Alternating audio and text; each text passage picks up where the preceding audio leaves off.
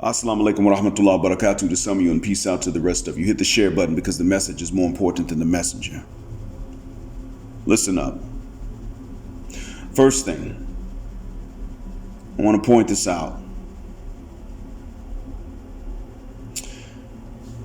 I'm going to give a shout out to Edward Allen Anderson. You see his name in the title. The Reverend Brother Pastor Deacon Dr. Edward Allen Anderson, also known as Hurricane Edward.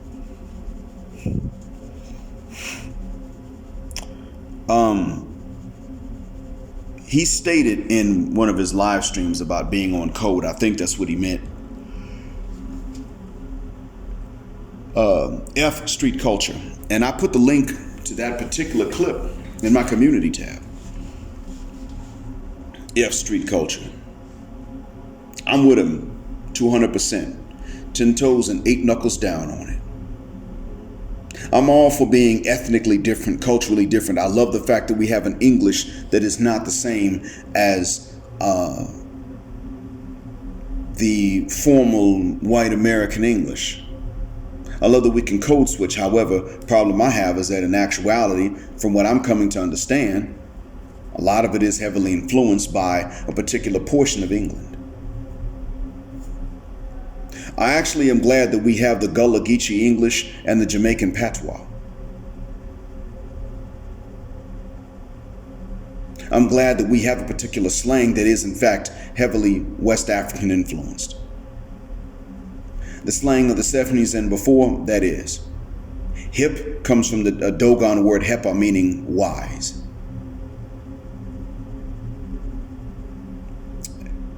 Dega, meaning understand. And we still use you dig.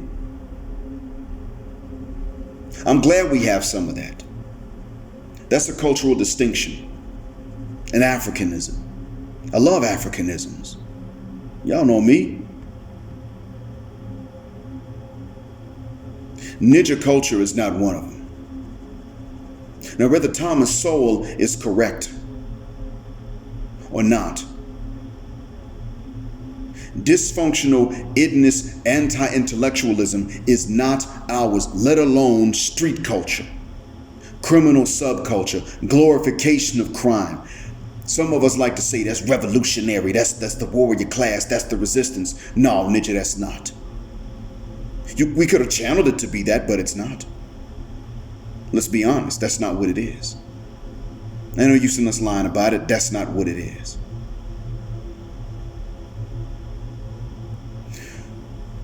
We're not going to move forward as a people until we understand it and leave it. And actually give it the middle finger. No respect given to that sort of thing anymore, ever again. That is paramount.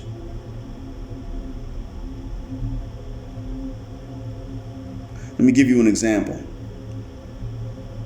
Let's take Crip walking and blood walking as an example.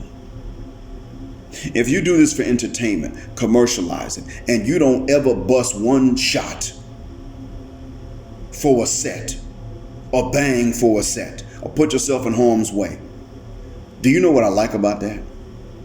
You've actually taken something that they don't want you doing if you're not a part of it, and you're doing it without being a part of it. Good. If there's a culture we need to oppose, there are two of them. One is the Wyatt world understanding. The second one is that. Forget street culture. Before you get there, there's anti-intellectualism that runs among us, and that's bad enough. How do I know? I'm living it right now. See, I got students right now who are anti-intellectual because they're Bedouin and they're so proud of being Bedouin, and they cheat their way through everything. I told you about them. I got rules in my classroom that are very disrespectful to the way they've done things in high school. And those are the rules of my classroom. And I ain't bending on those. Don't speak Arabic in my class. On break time, go ahead. Outside my class, go ahead. During my class, you better not speak Arabic. Man, I'll shap the slit out of you. Don't come and talk to me about attendance. I don't fibberguck about attendance. If I marked you absent accidentally and you can't tell me in English, I should have marked you absent every single hour. because you shouldn't be in university anyway.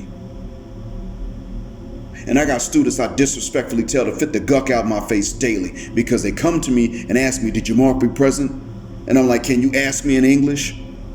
No, doctor. Well, why don't you fit the guck up out my face then? Because you got bigger problems than 1 hour of absence. And the thing is, I'm careful not to mark a student absent, if they're actually there.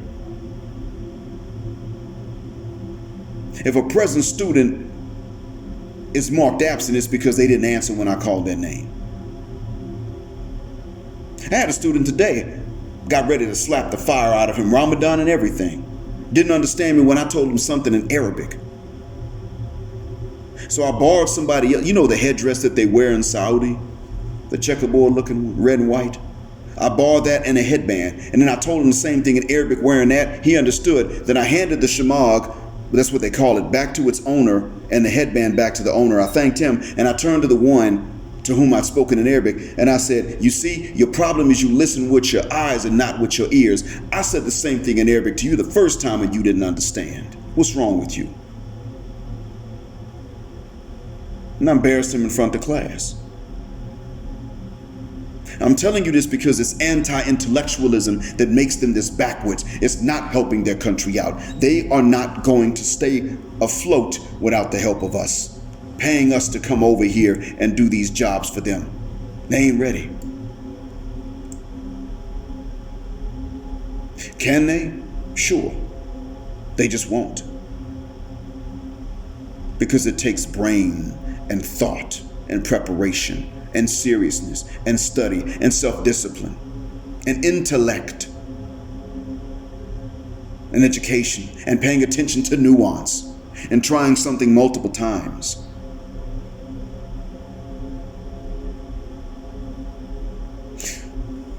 So even when you get to that level, you hold yourself back. Just the anti-intellectualism. Now add criminal subculture, validation, and glorification on top of that.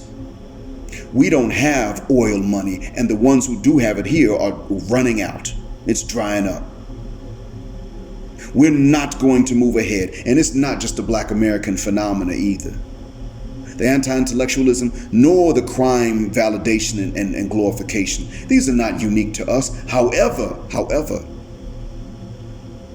no matter how many other groups of people have this, and no matter how similar their severities are to our severity, does not mean that we can afford to keep these things. We have to shed them. We even have to oppose them and commit what they consider to be blasphemy.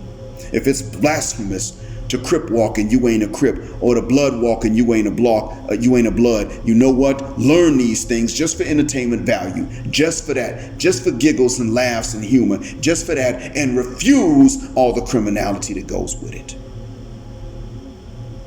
It's not the same thing as when you stomp like a Q, but you're not an Omega, because they ain't into crime. And I'm not for disrespecting somebody because they're part of a brotherhood called Bloods or Crips. I am for disrespecting those who uphold criminality or even anti-intellectualism. My line is anti-intellectualism. That's why I don't see a problem with Nipsey except that he was too nice. Nipsey didn't go against it that much, but he wouldn't fall in line with it. In terms of the crime, anti-education. No, he was for self-development. But he wouldn't go against and blaspheme against the anti-intellectualism and the criminal elements. He tried to help him out. And what happened to him? Before he died, what happened to him? Lauren London, old trifling tale. Yeah, I said it. Had something to say about him listening to educational and motivational tapes in the car. Lauren, how about you fuck the shuck up if you ain't gonna support him in it?